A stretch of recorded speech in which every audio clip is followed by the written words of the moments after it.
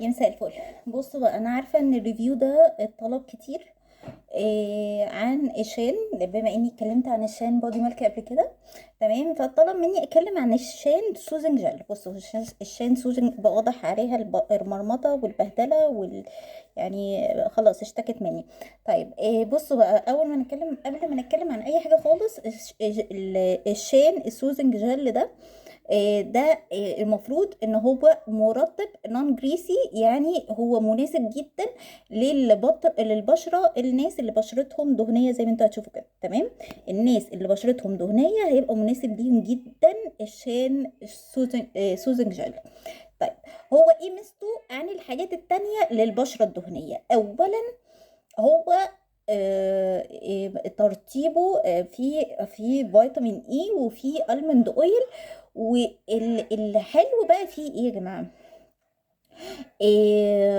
الحلو فيه ان فيه جل صبار، وده بيخلي البشره تهدى تماما تماما من اي حاجه. والروزميري ده بيطيع التهابات البشره. فهو انتوا مش هتستخدموه كمويسترايزر بس او كمرطب للبشره الدهنيه بس، لا، انتوا هتستخدموه لبعد الشمس. عارفين حروق الشمس؟ حروق بعد ما تيجوا من بره تحسوا ان وشكم مصهد كده. الالوفيرا والروزميري اللي فيه بيهدي البشره جدا. طيب، بالنسبه للحجم، الحجم 120 جرام، كبير. ما حدش يقول لي صغير، الحجم كبير. ليه بقى؟ انتي تفتحيه كده وتاخدي حاجه بسيطه قد كده. بصوا الجمال. انا لما باجي من بره واحس ان وشي في الحر، انا بستخدم مويسترايزر تاني بس بحس ان وشي في الحر عارفين اللي هو ملسوع. حتى بعد ما احط السان سكرين برجع كده احس ان وشي مصهط. السوزن جل. هتخرجي في مصيف في تان، ما استغناش عنه في المصيف. موجود معايا بعد البحر، سان سكرين، كل حاجه. السوزن جل بقى على وشك كده يهديلك كل المناطق دي. على فكره بحطه تحت العين كمان. تمام، هو مكتوب انه مش تحت العين. بصوا، هو بيبقى شكله جل كده. احلى حاجه فيه ان بيفرد على البشره كلها، يعني الحته الصغيره دي كفايه قوي انها تفرد لك على البشره كلها. شايفين؟ طيب، مجرد ما نفرده كده، ماشي، بيهدي البشره معاكي، بيرطبها، بيمتص. خلاص، هو امتص معانا كده. خلاص، خلصنا. خدنا كام ثانيه؟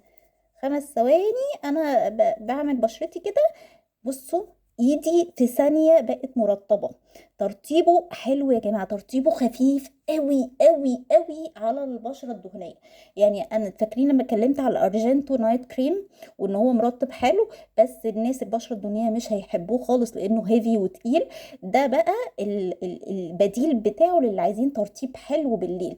لو بتستخدمي ريتينول، لو بتستخدمي مقشر وعايزه بعديه ترطيب، ده حلو جدا. طيب، ينفع للبشره الدهنيه وايه كمان؟ ينفع للناس اللي بشرتها حساسه ما بتستحملش كريمات. ينفع للاطفال. عايزه اقول لكم يعني بصوا، ليه ميزات كتير جدا. يعني هو من الحاجات اللي بجد حلوه على فكره.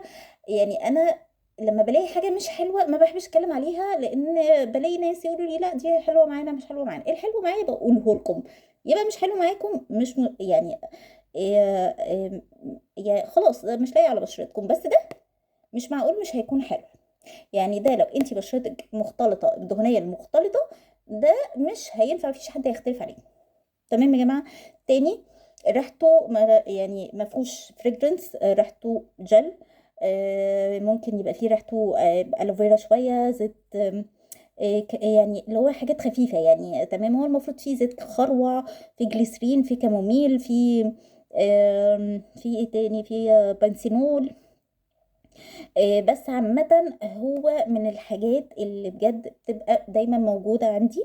دايما يعني بتبقى موجودة عندي لما بحس ان وشي مصهط، لما بحس ان انا عايزة حاجة خفيفة بالليل، بحط الشاين سوزنج جل ده.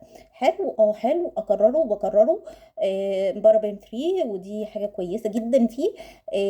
فبس على فكرة شم ميد ان ايجيبت، عشان بس الناس اللي بيقولوا مقاطعة ومش مقاطعة، لا هو مصري. شركة باركفيل بصراحة يعني الحاجات بتاعتها كلها، بتاعت الشين كلها بتعجبني جدا. بي ابلاي قد ايه؟ هو بيقولوا ان انت بتحطيه في وقت اللزوم، بس هو المفروض من 2 ل 3 تايمز ديلي. انا بحطه مرتين جايه من بره وشي مصهد قبل ما انام، عايزه احط كده ترطيب خفيف، ده حلو جدا ومناسب جدا. ده كان ريفيو عنه، لو في اسئله قولولي وانا اجاوبكم عليها.